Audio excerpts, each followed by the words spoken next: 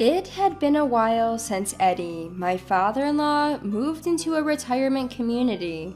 One night, Jimmy, my husband, spoke up, which was rare. "If we don't have to take care of Dad anymore, you're useless to me. I'm leaving." Ah, so that's what this is about. You want a divorce? Jimmy nods silently. I had been putting up with Jimmy's terrible behavior ever since he blamed our infertility on me. I decided to accept the divorce. "I'll give you all the money we've saved together for your poor self." With that, Jimmy left and moved back to his parents' home. After the divorce was finalized, I got a call from my ex-husband Jimmy. "You were planning to set me up, weren't you?" At this point, he had lost his home, savings, and job. My name is Nina Dowell. I'm almost 35. I married Jimmy, my childhood friend who is a year younger than me, 10 years ago. We're currently renting an apartment and living together. We grew up in the same neighborhood and played together since kindergarten. Jimmy's family was wealthy and they lived in a mansion. We used to play hide and seek there. The place was so big that when Jimmy couldn't hide anymore, he would run to me crying, "Nina, Nina." I fondly remember how adorable he was, following me around.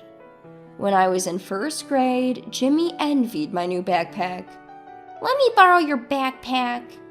He would borrow it and wear it with a big smile on his small back. A year later, when he got his own backpack, he started showing it off to me. I thought that was cute too. Jimmy outgrew me in height when I was in 4th grade. By then, he had become a basketball player and was good at academics. I used to get presents and cards from him every Valentine's Day. Around that time, I started getting jealous of the girls around Jimmy. I didn't realize it then, but now I know it was love. My first love. Years passed, and when Jimmy and I were in high school, he suddenly confessed his feelings. We started dating. After graduating from college and working for about 2 years, we decided to get married. Looking back, I've known Jimmy for a long time. My mother-in-law had already passed away, and my father-in-law was living alone in a big house. I would visit Jimmy's family home a few times a week to keep Eddie company and help him with chores. I often helped with shopping in the evenings. Eddie had always treated me like a daughter since I was little. I was fond of him and called him Eddie as if he were another father to me. I never thought he would actually become like another father to me.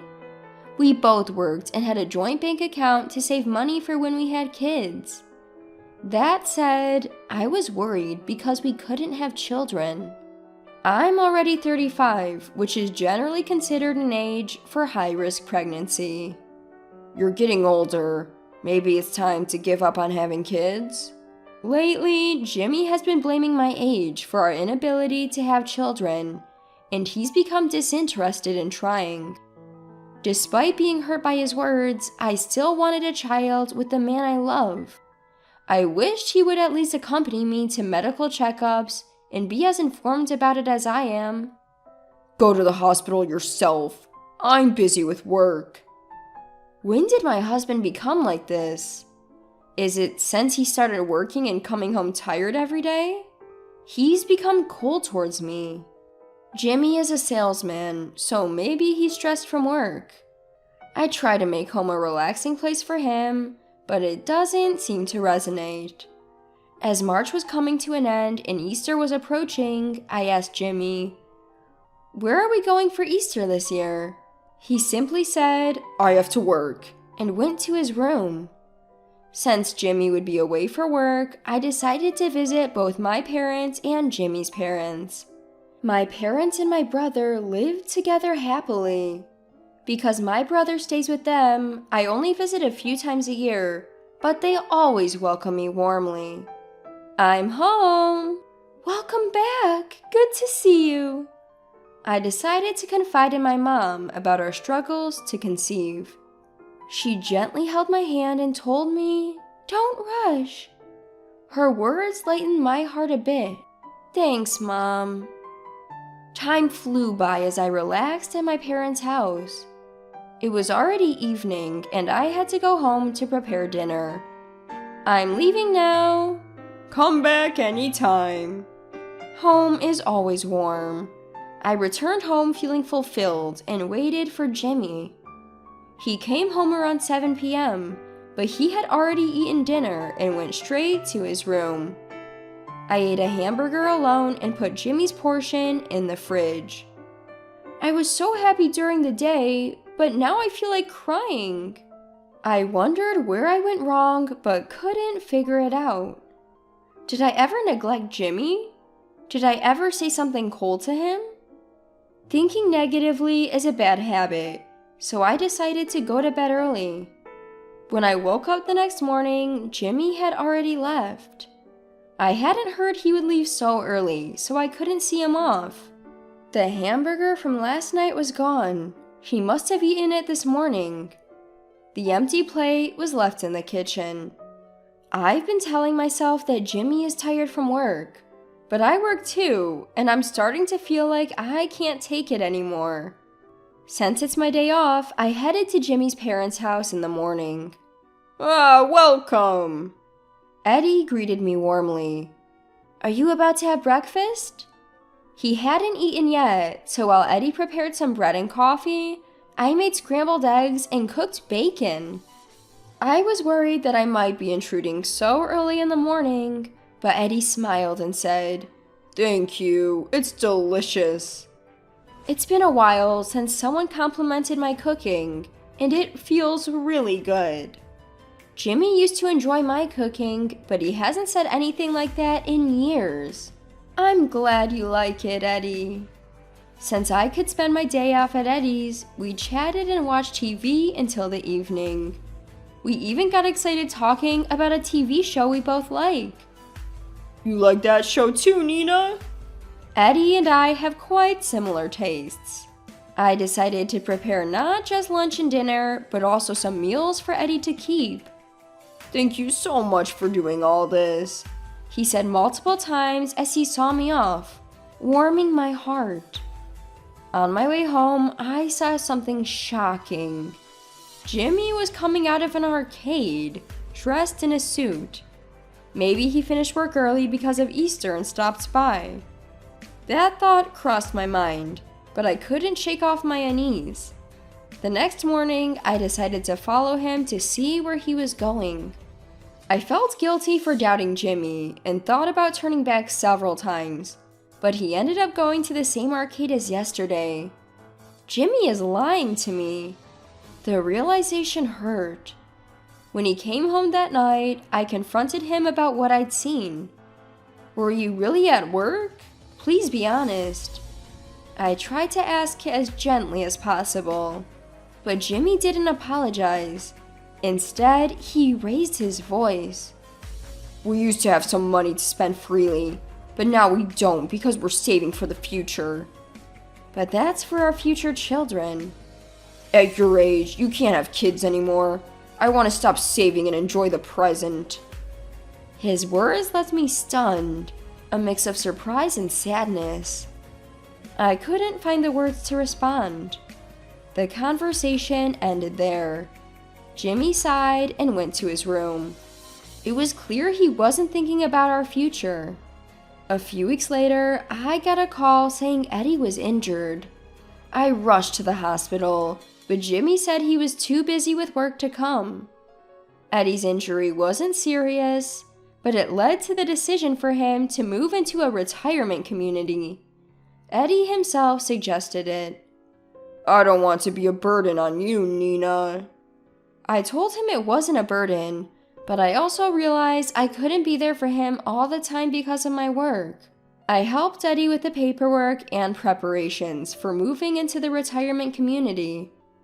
How's Jimmy doing lately? He seems busy with work. That's all I could say. Eddie seemed to sense something, but didn't press further.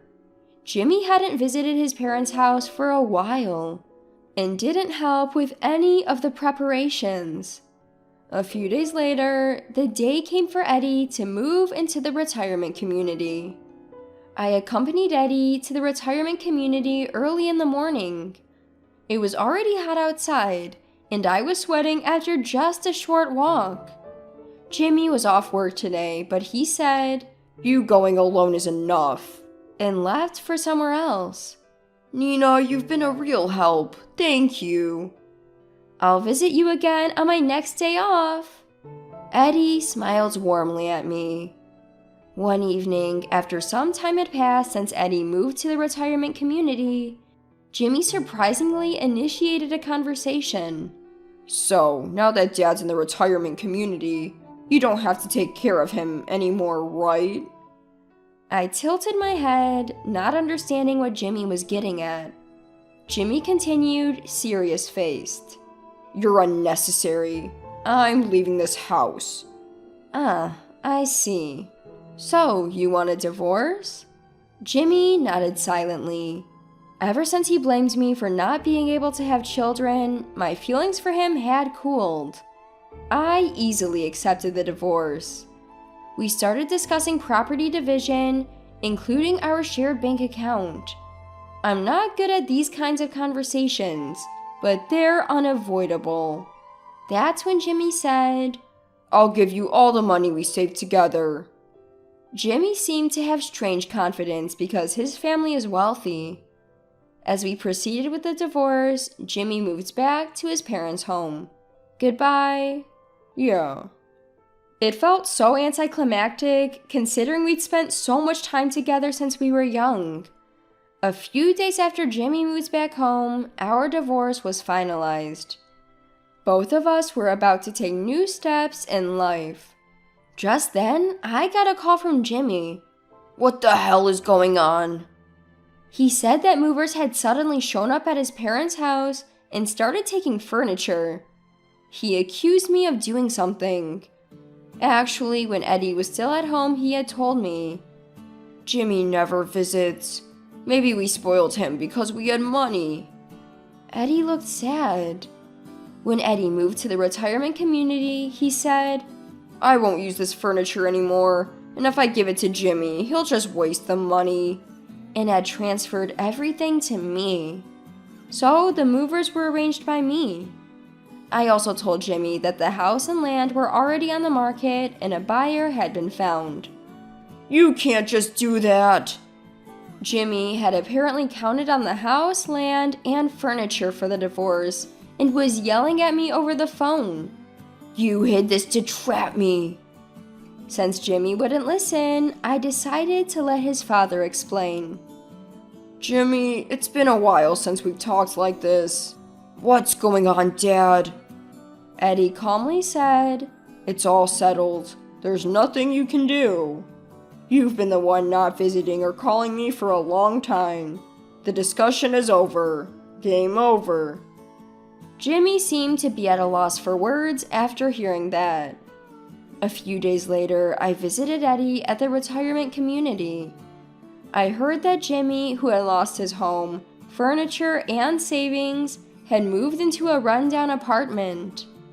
Apparently, he had also quit his job, counting on his family's money, and was struggling to find new work. Right now, he's barely making ends meet by doing manual labor as a day laborer at construction sites.